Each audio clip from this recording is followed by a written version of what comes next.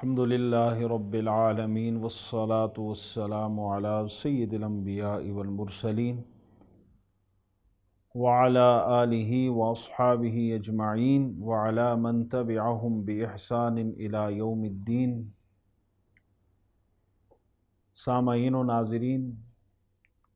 سیرت النبی صلی اللہ تعالی علیہ وسلم کے عنوان پر ایک نئے درس کے ساتھ ہم آپ کی خدمت میں حاضر ہیں۔ گزشتہ درس میں تحویل قبلہ کا ذکر کیا گیا۔ تحویل قبلہ کا جو واقعہ ہے وہ جہاں یہودیوں کی اسلام دشمنی کی طرف اشارہ کرتا ہے، وہیں یہ واقعہ مسلمانوں کے صادق الایمان اور حضور علیہ الصلاۃ والسلام کے سچے متبعین ہونے کی گواہی بھی دیتا ہے کہ صحابہ کرام نے بغیر کوئی سوال کیے، بغیر ماتھے پر شکن آئے اور بغیر دل میں کوئی ارادہ کیے وہی کیا جو حضور علیہ الصلاۃ والسلام نے کیا۔ اللہ تعالیٰ نے قرآن مجید میں اسی بات کا ذکر کیا کہ ہم نے قبلہ اس لیے تبدیل کیا کہ ہم یہ ظاہر کرنا چاہتے تھے کہ کون آپ کا سچا پیروکار ہے اور کون پیٹھ دے کر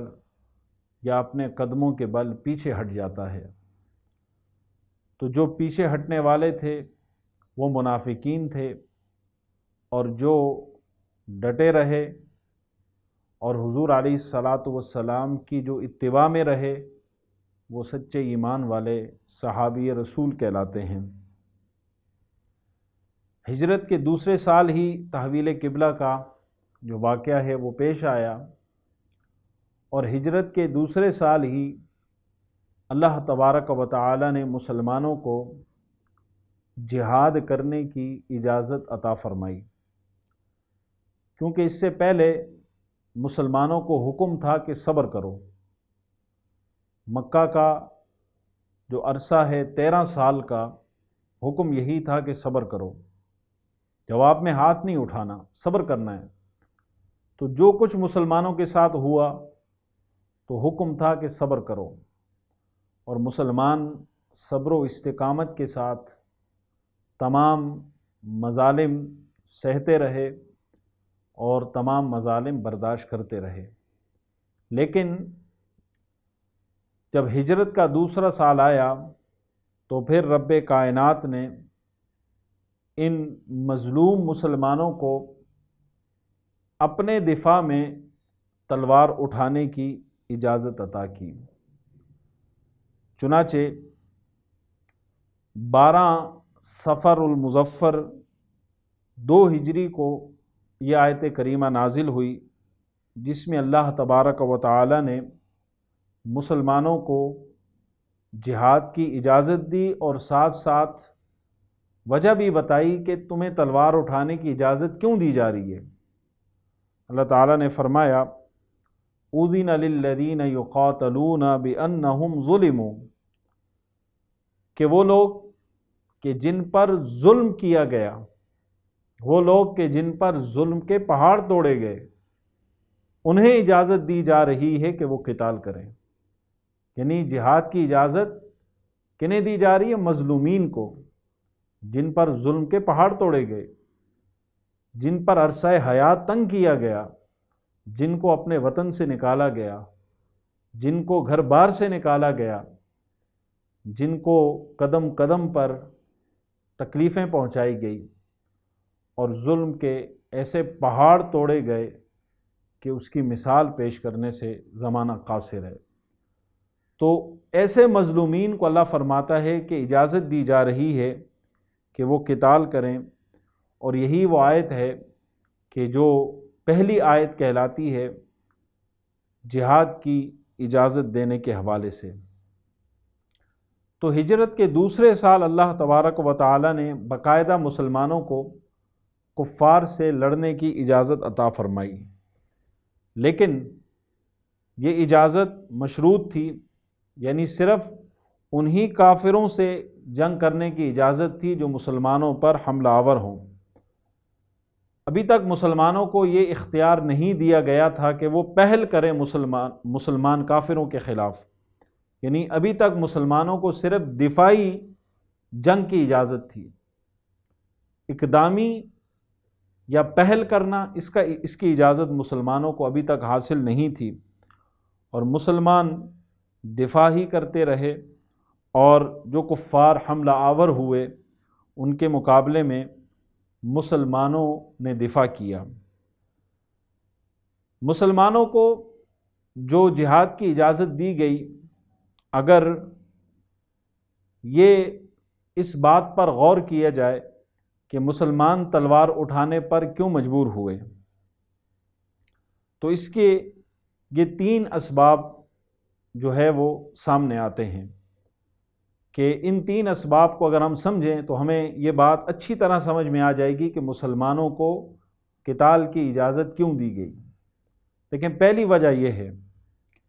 کہ حضور علیہ السلام اور حضور کے اصحاب جب مکہ چھوڑ کر مدینہ آ گئے تو اب کفار مکہ کو یہ چاہیے تھا کہ وہ مسلمانوں کا پیچھا چھوڑ دیں، انہیں تنگ نہ کریں، انہیں پریشان نہ کریں، انہیں سکون کے ساتھ رہنے دیں، لیکن کفار مکہ نے مسلمانوں کو امن و سکون کے ساتھ نہیں رہنے دیا، بلکہ ہجرت کے بعد ان کا جو غصہ تھا، ان کا جو غیظ و غضب تھا، اس میں تو کئی گنا اضافہ ہو گیا۔ تو پہلی وجہ تو یہ تھی اس جہاد کی۔ اور اگر ہم دوسری وجہ پر غور کریں تو دوسری وجہ یہ تھی کہ اسی زمانے میں ایک صحابی ہیں حضرت سعد بن معاذ، یہ عمرہ ادا کرنے مکہ گئے، اور پرانے تعلقات کی بنیاد پر امیہ بن خلف جو تھا، یہ انہوں نے اس کے مکان پر قیام کیا۔ جب امیہ ٹھیک دوپہر کے وقت انہیں لے کر طواف کعبہ کے لیے خانہ کعبہ گیا تو وہاں پر ابو جہل نے دیکھ لیا، اور اس نے بلند آواز سے امیہ ابن خلف سے پوچھا کہ یہ کون ہے تمہارے ساتھ؟ تو انہوں نے کہا کہ یہ مدینہ کے رہنے والے سعد بن معاذ ہیں۔ یہ سن کر ابو جہل تڑپ اٹھا اور کہنے لگا کہ کیا تم نے ان بے دھرموں کو، یعنی بے دینوں کو معاذ اللہ اپنے آپ بنا دے رکھی ہے؟ خدا کی قسم، اس نے کہا سعد بن معاذ سے کہ خدا کی قسم اگر امیہ بن خلف کی پناہ میں تم نہ ہوتے تو آج تم زندہ بچ کے نہ جاتے۔ حضرت سعد بن معاذ رضی اللہ تعالیٰ عنہ نے جواب دیا اور ارشاد فرمایا کہ اگر تم مجھے قتل کرو گے تو پھر یاد رکھو کہ شام کی طرف جو تمہارا تجارتی راستہ ہے، اگر تم نے ہمیں خانہ کعبہ کی زیارت سے روکا یا ہماری جانوں کے ساتھ کھیلا تو شام کی طرف جو تمہارا تجارتی راستہ ہے ہم اسے بند کر دیں گے۔ تو یہ ایک دوسری وجہ تھی مسلمانوں کو جہاد کی اجازت دینے کی، کہ مسلمانوں پر اس قدر عرصہ حیات کو تنگ کیا گیا۔ اور تیسری وجہ جو جہاد کی اجازت دینے کی بیان کی گئی وہ یہ کہ کفار مکہ نے نہ صرف دھمکیاں دی مسلمانوں کو، بلکہ دھمکیوں سے آگے بڑھ کر انہوں نے مدینہ پر حملہ کرنے کی تیاریاں کی، اور انہوں نے کوشش کی کہ مسلمانوں کو قتل کریں، مسلمانوں کے قتل عام کے منصوبے انہوں نے بنائے۔ چنانچہ حضور علیہ الصلاۃ والسلام اور صحابہ کرام راتوں کو جاگ کر پہرا صحابہ کرام دیتے، اور حضور بھی راتوں کو جاگا کرتے، اور کفار مکہ نے اپنا اثر رسوخ استعمال کیا تاکہ مدینہ منورہ پر ایک ایسا حملہ کیا جائے کہ مسلمانوں کے خون کی جو ہے وہ ندیاں بہا دی جائیں۔ تو یہ وہ بنیادی اسباب تھے جن کی بنیاد پر اللہ تبارک و تعالی نے مسلمانوں کو قتال کی اور جہاد کی اجازت عطا فرمائی۔ اب حضور علیہ السلام کو جب اجازت مل گئی قتال کی، تو نبی کریم صلی اللہ تعالیٰ علیہ وسلم نے 2 قسم کی تدابیر اختیار فرمائی، یعنی کفار مکہ کو روکنے کے لیے اور انہیں کمزور کرنے کے لیے حضور علیہ السلام نے ابتدائی طور پر 2 اقدامات اٹھائے۔ پہلا قدم حضور نے یہ اٹھایا کہ جو تجارتی راستہ تھا، جس راستے سے گزر کر کفار مکہ تجارت کے لیے ملک شام جاتے تھے اور اسی راستے پر ان کی تجارت کا دار و مدار تھا، تو حضور علیہ الصلاۃ والسلام نے یہ پہلا قدم اٹھایا کہ کفار مکہ کا جو تجارتی راستہ ہے اس میں رکاوٹ ڈالی جائے، اور ایسی رکاوٹ ڈالی جائے کہ کفار مکہ آسانی سے تجارت نہ کر سکیں، اور ظاہر ہے جب وہ آسانی سے تجارت نہیں کر سکیں گے تو وہ مالی اعتبار سے کمزور ہوں گے، اور جب وہ مالی اعتبار سے کمزور ہوں گے تو ان کا جو جنگی جنون ہے اس میں کمی واقع ہوگی۔ پہلا قدم حضور نے یہ اٹھایا، اور دوسرا قدم یہ اٹھایا کہ حضور علیہ السلام نے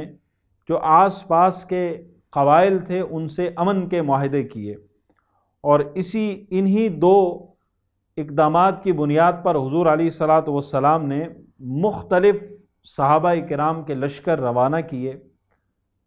اور بعض لشکر اس نیت سے روانہ کیے گئے کہ وہ کفار مکہ کے اس تجارتی راستے میں رکاوٹ ڈالیں، اور بعض قافلے مجاہدین کے اس نیت کے ساتھ روانہ کیے گئے کہ وہ مختلف قبائل کے ساتھ امن کے معاہدے کر سکیں۔ تو حضور علیہ الصلاۃ والسلام نے جو عملی اقدامات اٹھائے، اس کے بعد پھر ایک غزوات و سرایا کا ایک طویل سلسلہ شروع ہوتا ہے، اور پھر باقاعدہ مسلمانوں اور کفار کے درمیان جنگوں کا آغاز ہوا، اور 2 قسم کی جنگیں یہ سیرت کی کتابوں میں موجود ہیں، بعض کو غزوات کہا جاتا ہے، بعض کو سرایا۔ غزوہ اس جنگ کو کہا جاتا ہے کہ جس میں خود نبی کریم صلی اللہ تعالیٰ علیہ وسلم شریک ہوئے، اور سریہ یا سرایا اس جنگ کو کہا جاتا ہے کہ جس میں حضور علیہ الصلاۃ والسلام نے لشکر بھیجا اور خود حضور علیہ السلام بنفس نفیس اس جنگ میں شریک نہ ہوئے۔ اب غزوات و سرایا کی تعداد کتنی ہے، اس حوالے سے علماء کے مختلف اقوال ہیں۔ بعض علماء نے غزوات کی تعداد 21 بیان کی، بعض نے 24، بعض نے 25 اور بعض نے 26 بیان کی۔ امام بخاری رحمۃ اللہ علیہ نے حضرت زید بن ارقم رضی اللہ تعالیٰ عنہ کی سے جو روایت ہے اس کے مطابق انہوں نے غزوات کی کل تعداد 19 بتائی، اور ان 19 غزوات میں 9 غزوات ایسے ہیں کہ جن میں باقاعدہ کفار کے ساتھ جنگ ہوئی اور کفار کے ساتھ جنگ کی نوبت آئی۔ اس کے علاوہ جو غزوات ہیں ان میں باقاعدہ کفار کے ساتھ جنگ کی نوبت نہیں آئی۔ وہ 9 غزوات جن میں جنگ ہوئی وہ یہ ہیں: غزوہ بدر، غزوہ احد، غزوہ احزاب، غزوہ بنو قریظہ، غزوہ بنو مستلق، غزوہ خیبر، غزوہ فتح مکہ، غزوہ حنین اور جنگ طائف، غزوہ طائف۔ یہ وہ 9 غزوات ہیں 19 میں سے امام بخاری کی رائے کے مطابق کہ جن 9 غزوات میں جنگیں ہوئی اور باقاعدہ مسلمانوں اور کافروں کے درمیان ایک قتال کا سلسلہ ہوا۔ اور اگر ہم سرایا پر بات کریں، وہ لشکر کہ جو حضور نے بھیجے جنگ کے لیے یا کسی اور دوسرے معاملے کے لیے، لیکن حضور علیہ الصلاۃ والسلام خود اس کا حصہ نہیں بنے، وہ سرایا کہلاتے ہیں۔ اور سرایا کی تعداد میں بھی مورخین کے مختلف اقوال ہیں۔ بعض علماء نے 47 سرایا کا ذکر کیا اور بعض نے 56 سرایا کا ذکر کیا۔ امام بخاری رحمۃ اللہ تعالی علیہ نے یہ روایت کیا کہ سب سے پہلا جو غزوہ تھا وہ ابوا تھا، اور سب سے آخری غزوہ جو حضور علیہ السلام جس میں شریک ہوئے وہ ہے غزوہ تبوک، اور انہوں نے یہ بھی بیان کیا کہ سب سے پہلا سریہ جو پیش آیا وہ سریہ حمزہ ہے۔ تو یہ مختلف اقوال ہیں علماء کے جو کتابوں میں بیان کیے گئے۔ اگر ہم غزوات کی کم سے کم تعداد لیں اور سرایا کی کم سے کم تعداد لیں تو غزوات کی کم سے کم جو تعداد ہے وہ 19 ہے، اور سرایا کی جو کم سے کم تعداد ہے وہ 47 ہے۔ اگر ہم انہیں لیں ان دونوں کو تو گویا کہ نبی کریم صلی اللہ تعالیٰ علیہ وسلم نے اپنی حیات مبارکہ میں جو 9 سال کی حیات مبارکہ ہے اس میں کوئی 66 لڑائیوں کا سامنا کیا، مگر ان تمام غزوات میں لڑائی کی نوبت نہیں آئی۔ اسی طرح تمام غزوات میں بھی لڑائی کی نوبت نہیں آئی، کچھ غزوات میں لڑائی کی نوبت آئی اور کچھ سرایا میں آئی، اور کئی ایسے غزوات بھی ہوئے کہ جن میں صلح پر معاملہ ختم ہوا۔ سرایا میں بھی ایسا رہا۔ تو کم سے کم اگر ہم تعداد بھی لیں تو کل 66 یہ جہاد کی کارروائیاں یا جنگی لڑائیاں بنتی ہیں جو حضور علیہ الصلاۃ والسلام کی حیات مبارکہ میں لڑی گئی۔ غزوات و سرایا سیرت کا ایک اہم ترین حصہ ہیں، سیرت کا اہم ترین باب ہیں، اور علماء سیر نے غزوات و سرایا کو بڑی تفصیل کے ساتھ کتابوں میں ذکر کیا، اور صحابہ کرام رضوان اللہ تعالی علیہم اجمعین، حدیث میں آتا ہے، روایات میں آتا ہے کہ صحابہ کرام اپنے بچوں کو غزوات و سرایا اسی طرح پڑھاتے تھے جیسا کہ قرآن مجید پڑھایا جاتا ہے۔ تو یہ مختلف غزوات رہے، مختلف سرایا رہے۔ سب سے پہلے سریہ جو وقوع پذیر ہوا وہ سریہ حمزہ ہے۔ ایک چھوٹا سا لشکر تھا جو نبی کریم صلی اللہ تعالیٰ علیہ وسلم نے روانہ کیا، اور اس کو سریہ حمزہ اس لیے کہا جاتا ہے کہ اس میں جو امیر قافلہ تھے، جو سالار قافلہ تھے، وہ حضور کے چچا حضرت حمزہ بن عبد المطلب رضی اللہ تعالیٰ عنہ تھے۔ حضور علیہ السلام نے انہیں ایک سفید جھنڈا عطا فرمایا اور 300 صحابہ کرام کا لشکر انہیں عطا فرمایا، اور یہ اس سریے کا حصہ بنے، اور اس سریے میں اگرچہ جنگ بندی پر یہ سریہ ختم ہوا، اگرچہ لڑائی اس میں ہونے والی تھی لیکن بہرحال لڑائی کی نوبت نہیں آئی، اور ایک شخص تھا مجد بن عمر جوہنی، اس نے بیچ میں پڑھ کر دونوں فریقوں کے درمیان صلح کروائی اور لڑائی کی نوبت نہیں آ سکی۔ اسی طرح سریہ عبیدہ بن الحارث صحابی رسول ہیں، حضرت عبیدہ بن حارث رضی اللہ تعالیٰ عنہ اس سریہ میں امیر لشکر تھے، اور ان کو حضور علیہ الصلاۃ والسلام نے رابغ ایک مقام ہے اس کی طرف روانہ کیا، اور کئی صحابہ اس لشکر کا حصہ تھے، اور اس لشکر میں بھی باقاعدہ کوئی لڑائی کی نوبت نہیں آئی۔ مسلمانوں کی جانب سے تیر پھینکے گئے اور کفار ان تیروں سے فرار ہو گئے، اور باقاعدہ جنگ کی نوبت نہیں آئی۔ اسی طرح سریہ سعد بن ابی وقاص ہے، اور اس کے علاوہ دیگر سرایا ہیں وہ 2 ہجری میں پیش آئے۔ سب سے پہلا غزوہ جو پیش آیا وہ ہے غزوہ ابوا، اس کو غزوہ ودان بھی کہتے ہیں۔ یہ سب سے پہلا غزوہ ہے، یعنی یہ وہ پہلی جنگ ہے کہ جس میں نبی کریم صلی اللہ تعالی علیہ وسلم جہاد کے ارادے اور نیت سے روانہ ہوئے۔ ماہ سفر تھا، 2 ہجری تھی، اور نبی کریم صلی اللہ تعالی علیہ وسلم 60 مہاجرین کو اپنے ساتھ لے کر مدینہ سے روانہ ہوئے۔ حضرت سعد بن عبادہ رضی اللہ تعالیٰ عنہ کو حضور علیہ السلام نے مدینہ میں اپنا نائب، اپنا خلیفہ مقرر کیا، اور حضرت حمزہ رضی اللہ تعالیٰ عنہ کو حضور نے جھنڈا علم عطا کیا۔ مقام ابوا تک حضور علیہ السلام نے اور صحابہ نے کفار کا پیچھا کیا، اور پیچھا کرتے ہوئے مقام ابوا تک پہنچے، لیکن کفار نے راہ فرار اختیار کی، اور اس غزوے میں جو پہلا غزوہ تھا اس میں باقاعدہ کوئی جنگ نہیں ہوئی۔ ابوا مدینہ منورہ سے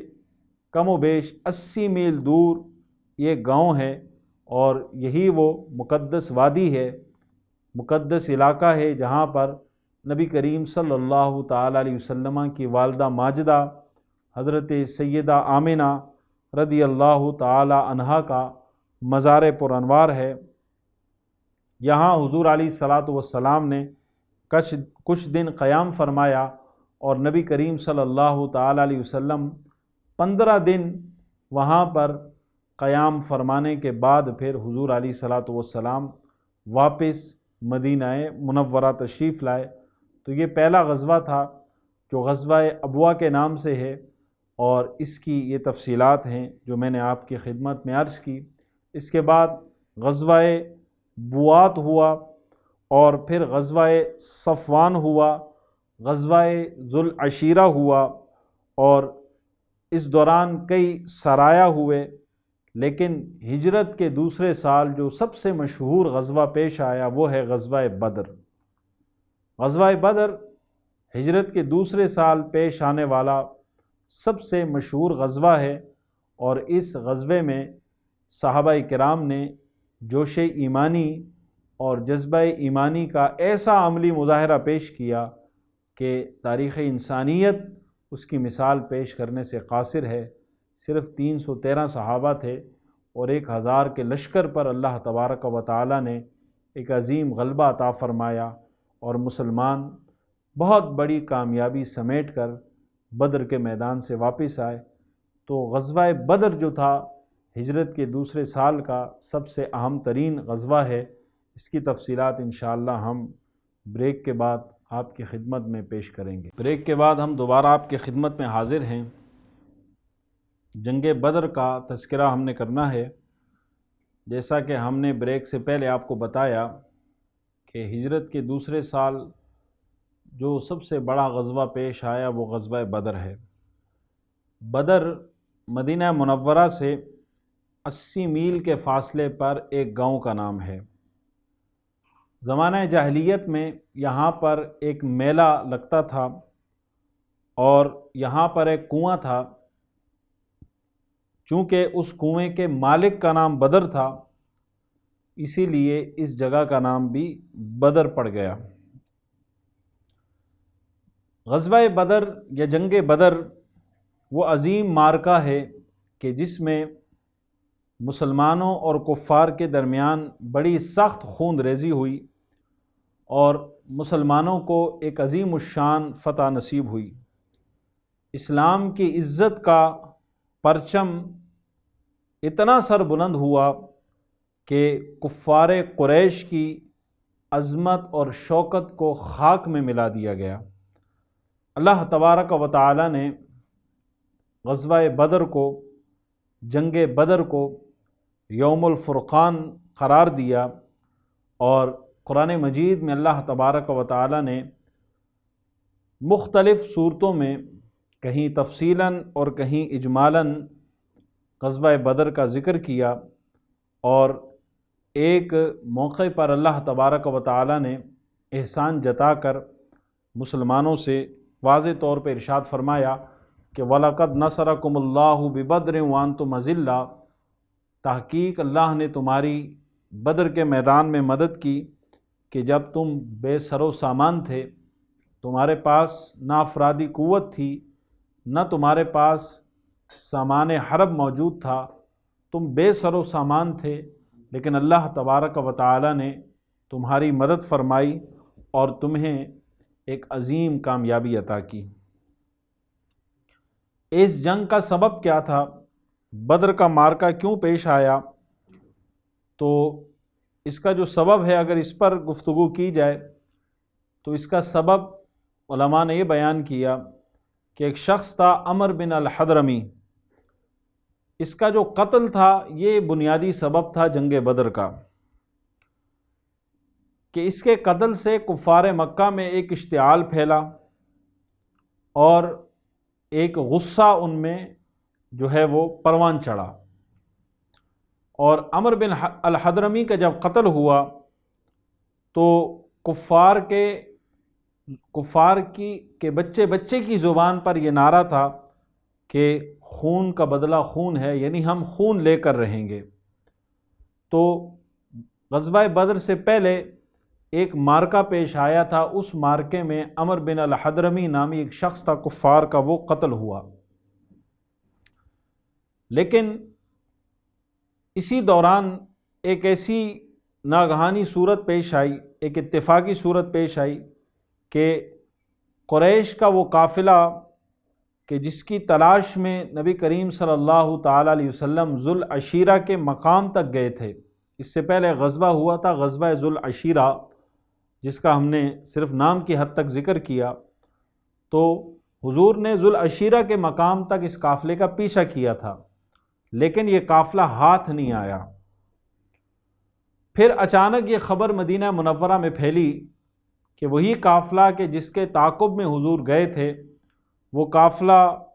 ملک شام سے نفع کما کر واپسی مکہ کی جانب لوٹ رہا ہے۔ اور یہ بھی پتہ چلا کہ اس قافلے میں ابو سفیان بن حرب اور اس کے علاوہ کل 30 یا 40 آدمی ہیں، اور کفار مکہ کا کثیر مال تجارت اس قافلے میں موجود ہے۔ حضور علیہ الصلاۃ والسلام نے صحابہ کرام سے فرمایا کہ کفار قریش کی ٹولیاں لوٹ مار کی نیت سے مدینہ کے اطراف میں برابر گشت کرتی رہتی ہیں، اور قرظ بن جابر فہری مدینہ کی چراگاہوں تک آ کر قتل و غارت گیری کر کے گیا ہے، لہٰذا کیوں نہ ہم قریش کے اس قافلے پر حملہ کریں اور اس کا راستہ روکیں، تاکہ کفار مکہ کا جو ایک تجارتی سلسلہ ہے اسے ختم کیا جا سکے، اور وہ مجبور ہو کر ہم سے صلح کریں، اور ان کے اندر جو ایک جنگ کا جنون پایا جا رہا ہے اس میں کمی واقع ہو۔ حضور علیہ الصلاۃ والسلام کا یہ فرمان سن کر تمام مہاجرین اور انصار صحابہ تیار ہو گئے۔ تو اس میں یہ سمجھنا ضروری ہے کہ مسلمانوں کا اصل مقصد کیا تھا، کہ اصل مقصد یہ تھا کہ کفار مکہ کو مالی اعتبار سے کمزور کیا جائے۔ ان کی جو مالی قوت تھی وہ ان کا تجارتی قافلہ تھا، وہ تجارتی روٹ تھا جس پر ان کا قافلہ جاتا اور بہت نفع کما کر آتا، تو اسے ختم کرنا ضروری تھا تاکہ ان کا جو ایک جنگی جنون تھا اس میں کمی واقع ہو۔ تو اصل مقصد یہی تھا اس قافلے کو روکنے کا کہ کفار کو مالی اعتبار سے کمزور کیا جائے، یہی اصل مقصد تھا اس قافلے کو روکنے کا۔ اور اسی مقصد کو لے کر نبی کریم صلی اللہ تعالیٰ علیہ وسلم اور مسلمان 12 رمضان المبارک سن 2 ہجری کو بڑی عجلت کے ساتھ مدینہ سے روانہ ہوئے، یعنی جو جس حال میں تھا اس حال میں روانہ ہوا، کیونکہ اصل قافلہ روکنا تھا۔ تو 30-40 آدمیوں کا قافلہ، وہ بھی تجارتی قافلہ، وہ روکنے کے لیے زیادہ تیاری کی حاجت نہیں تھی، تو اسی لیے عجلت کے ساتھ حضور علیہ السلام اور صحابہ روانہ ہوئے۔ نہ تو حضور علیہ السلام کے ساتھ کوئی بہت بڑی فوج تھی، اور نہ ہی کوئی راشن یا اور کسی چیز کا ذخیرہ تھا بڑی تعداد میں، کیونکہ کسی کے وہم و گمان بھی نہیں تھا کہ آگے ایک بہت بڑی جنگ ہونے والی ہے یا کسی جنگ کا ہمیں سامنا ہوگا، یہ کسی کے وہم و گمان بھی نہیں تھا۔ چنانچہ عجلت کے ساتھ مسلمان اور صحابہ کرام روانہ ہوئے، صرف 313 صحابہ تھے۔ مگر جب یہ خبر پھیلی کہ مسلمان مسلح ہو کر قریش کا قافلہ روکنے کے لیے مدینہ سے چل پڑے ہیں، جب یہ خبر مکہ پہنچی کہ مسلمان وہاں سے روانہ ہو گئے ہیں اور ان کا مقصد ہے اس قافلے کو روکنا جو شام سے آ رہا ہے، تو مکہ میں ایک جوش پھیل گیا۔ ایک دم کفار قریش کی فوج کا مسلمانوں پر وہ حملہ کرنے کے لیے تیار ہو گئے۔ حضور علیہ الصلاۃ والسلام کو اس کی اطلاع دی گئی کہ وہاں تو باقاعدہ ایک جنگ کا آغاز، جنگ کی تیاری کی جا رہی ہے اور وہ جنگ کا ایک آغاز کرنا چاہتے ہیں۔ تو حضور علیہ الصلاۃ والسلام کو جب جنگ کی اطلاع ملی، ایک بہت بڑے لشکر کے آنے کی اطلاع ملی، تو پھر نبی کریم صلی اللہ تعالیٰ علیہ وسلم نے اس پیش آمدہ صورتحال پر صحابہ کرام سے مشاورت کی، اور صحابہ کرام کو حضور علیہ الصلاۃ والسلام نے اصل صورتحال سے آگاہ کیا، اور حضور نے صحابہ کو بتا دیا کہ ہم تو قافلہ روکنے آئے تھے، قافلے کا راستہ روکنے آئے تھے، لیکن ممکن ہے کہ ایک بہت بڑی جنگ کا بھی ہمیں سامنا کرنا پڑ سکتا ہے۔ حضور علیہ الصلاۃ والسلام کا ارشاد سن کر حضرت ابوبکر صدیق، حضرت عمر اور دوسرے مہاجرین صحابہ نے انتہائی جوش و خروش کا مظاہرہ کیا، لیکن حضور علیہ السلام کی نگاہیں انصار کو دیکھ رہی تھی کہ انصار کیا کہتے ہیں۔ چنانچہ چونکہ انصار حضور کے ہاتھ پر یہ بیعت کر چکے تھے اور یہ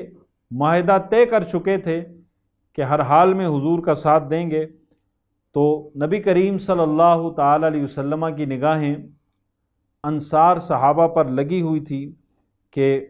انصار صحابہ میں سے جو قبیلہ خزرج تھا، اس کے سردار حضرت سعد بن عبادہ حضور علیہ الصلاۃ والسلام کا چہرہ انور دیکھ کر بول اٹھے کہ یا رسول اللہ صلی اللہ علیہ وسلم، کیا آپ کا اشارہ ہماری طرف ہے؟ خدا کی قسم ہم وہ جانثار ہیں کہ اگر آپ ہمیں حکم دیں تو ہم سمندر میں کود پڑیں۔ اور اسی طرح انصار کے ایک اور معزز سردار حضرت مقداد بن اسود رضی اللہ تعالیٰ عنہ نے جوش میں آ کر، جوش ایمانی میں آ کر یہ بات عرض کی کہ یا رسول اللہ صلی اللہ علیہ وسلم، ہم قوم موسیٰ کی طرح آپ سے نہیں کہیں گے کہ آپ جا کر لڑیں، آپ کا رب جا کر لڑے، ہم تو یہاں بیٹھے ہیں۔ انہوں نے عرض کی خدا کی قسم ہم آپ کے آگے سے، پیچھے سے، دائیں بائیں سے لڑیں گے، یہاں تک کہ ہماری شجاعت سے اللہ آپ کی آنکھیں ٹھنڈی فرما دے گا۔ نبی کریم صلی اللہ تعالیٰ علیہ وسلم نے جوش ایمانی سے لبریز جب ان حضرات کے جذبات کو سنا تو نبی کریم صلی اللہ تعالیٰ علیہ وسلم کا جو چہرہ تھا وہ خوشی سے چمک اٹھا۔ مدینہ سے 1 میل دور چل کر نبی کریم صلی اللہ تعالیٰ علیہ وسلم نے اپنے لشکر کا جائزہ لیا، اور حضور علیہ الصلاۃ والسلام نے جو لشکر میں کم عمر افراد شامل تھے، حضور علیہ الصلاۃ والسلام نے حکم دیا کہ ان کو واپس کیا جائے، کیونکہ جنگ میں کم عمر افراد کام نہیں آتے۔ اور یہ حضور کی عادت مبارکہ تھی کہ حضور علیہ السلام جب بھی لشکر لے کر روانہ ہوتے تو ابتدا میں تو لشکر میں ہر کوئی شامل ہو جاتا، چھوٹے بڑے سب شامل ہو جاتے، لیکن حضور علیہ السلام کی عادت مبارکہ تھی کہ آپ علیہ السلام راستے میں کسی مقام پر ضرور اپنے لشکر کا جائزہ لیتے، اور جو کم عمر ہوتے حضور انہیں واپس کرتے۔ تو بدر میں جو لشکر روانہ ہوا اس کا بھی حضور نے جائزہ لیا، اور جو کم عمر تھے حضور نے حکم دیا کہ ان کو واپس کیا جائے۔ اور ان جو کم عمر افراد تھے جن کو واپس کرنے کا حکم دیا گیا، ان میں حضرت سعد بن ابی وقاص رضی اللہ تعالیٰ عنہ کے بھائی حضرت عمیر بن ابی وقاص رضی اللہ تعالیٰ عنہ بھی تھے، کہ کم عمر تھے، حضور کا حکم تھا کہ انہیں واپس کیا جائے۔ جب حکم ہوا کہ انہیں واپس کیا جائے تو وہ مچل اٹھے اور پھوٹ پھوٹ کر رونے لگے، اور کسی بھی طرح وہ واپسی پر راضی نہ ہوئے۔ ان کی بے قراری کو دیکھ کر اور ان کے جوش ایمانی کو دیکھ کر نبی کریم صلی اللہ تعالیٰ علیہ وسلم نے انہیں ساتھ چلنے کی اجازت عطا فرما دی۔ چنانچہ حضرت سعد بن ابی وقاص رضی اللہ تعالیٰ عنہ نے اپنے چھوٹے بھائی جو کہ ننھے سپاہی تھے ان کے گلے میں تلوار لٹکا دی، اور وہ سینہ تان کر اس لشکر کا حصہ بن گئے۔ تو اس دور کے بچوں کا یہ عالم تھا کہ ہر بچہ اس دور میں اسلام پر کٹ مرنے کو تیار تھا۔ یہ جذبہ ایمانی تھا جو اللہ تبارک و تعالی نے اس زمانے میں بچوں کو عطا فرمایا۔ حضور علیہ الصلاۃ والسلام نے مدینہ منورہ سے روانہ ہوتے وقت حضرت مکتوم حضرت عبداللہ ابن مکتوم رضی اللہ تعالیٰ عنہ کو مسجد نبوی میں اپنا نائب مقرر کیا، اور انہی کی ذمہ داری تھی کہ وہ نمازیں بھی پڑھائیں اور مدینہ منورہ کے تمام معاملات کو دیکھتے رہیں۔ نبی کریم صلی اللہ تعالیٰ علیہ وسلم جب مقام روحہ میں پہنچے، روحہ ایک مقام ہے، وہاں پہنچے تو منافقین اور یہودیوں کی طرف سے کچھ خطرہ محسوس کیا حضور نے کہ منافقین کچھ رکاوٹ ڈال سکتے ہیں اور یہودی کچھ رکاوٹ ڈال سکتے ہیں، تو اسی لیے حضور علیہ الصلاۃ والسلام نے حضرت ابو لبابہ بن عبد المنذر رضی اللہ تعالیٰ عنہ کو مدینے کا حاکم بنا کر حضور نے وہاں سے ان کو واپس روانہ کیا، کیونکہ عبداللہ ابن مکتوم صحابی ہیں لیکن وہ چونکہ نابینا تھے، عمر بھی زیادہ تھی، تو اس لیے حضور علیہ السلام نے ان کی جگہ حضرت ابو لبابہ کو مدینے کا نیا حاکم بنا کر واپس بھیجا۔ یہ جو فوج لے کر حضور علیہ الصلاۃ والسلام روانہ ہوئے، ان میں کل افراد جو تھے وہ 313 تھے۔ ان 313 میں 60 مہاجرین صحابہ تھے اور باقی انصار تھے، اور یہ سفر جاری رہا، منزل بمنزل، قدم بقدم یہ سفر چلتا رہا، یہاں تک کہ ایک مقام آتا ہے مقام صفرا۔ وہاں جب حضور علیہ الصلاۃ والسلام پہنچے تو حضور علیہ السلام نے کچھ صحابہ کو جاسوسی کے لیے روانہ کیا تاکہ وہ جا کر صحیح اندازہ لگا سکیں کہ اس وقت کفار کا قافلہ کہاں ہے۔ ابو سفیان کو چونکہ اطلاع مل چکی تھی کہ مسلمان تعاقب میں آ رہے ہیں اور ان کا مقصد یہی ہے کہ اس قافلے کو روکا جائے، تو اس نے بڑی چالاکی کا مظاہرہ کیا اور انتہائی مستعدی کا مظاہرہ کیا، اور حضور علیہ الصلاۃ والسلام جب روانہ ہوئے تو اسے پتہ چل چکا تھا کہ مسلمان آ رہے ہیں، چنانچہ اس نے فوراً ہی ایک شخص کو مکہ بھیجا جس کا نام تھا دمدم بن عمر غفاری، اور اسے یہ حکم دیا ابو سفیان نے کہ تم جا کر مکہ میں کفار مکہ کو یہ خبر پہنچا دو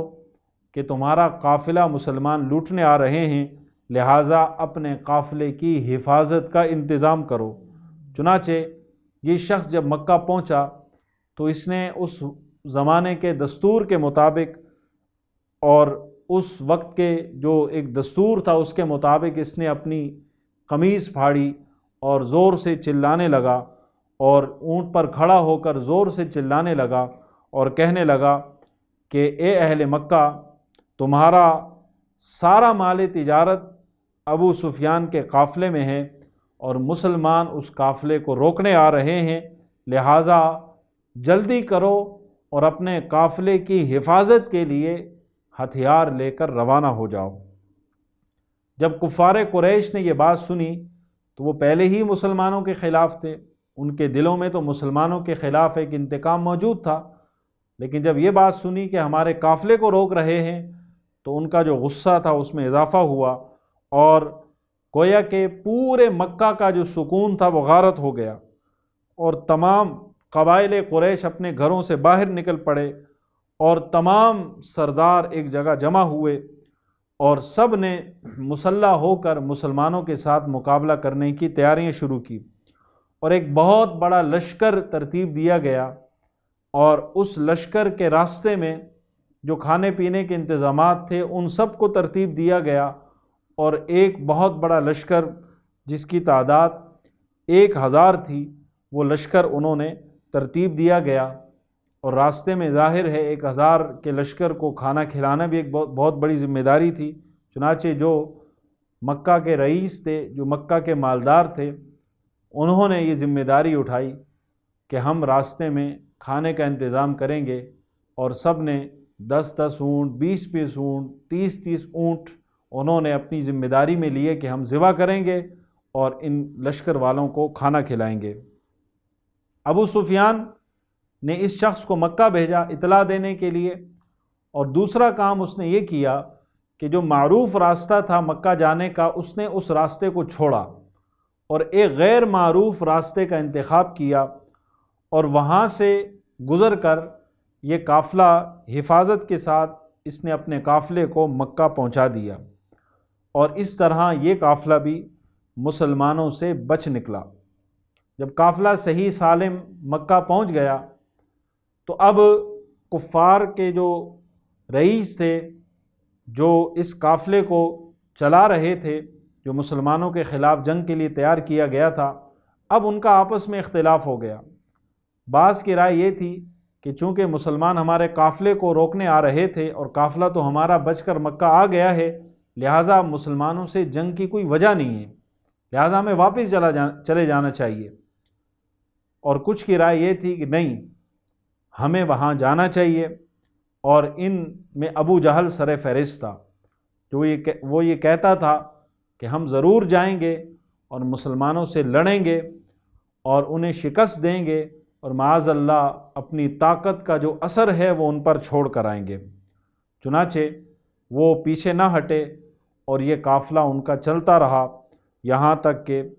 وہ بدر کے میدان میں پہنچے، اور بدر کے میدان میں چونکہ کافر پہلے پہنچے تھے،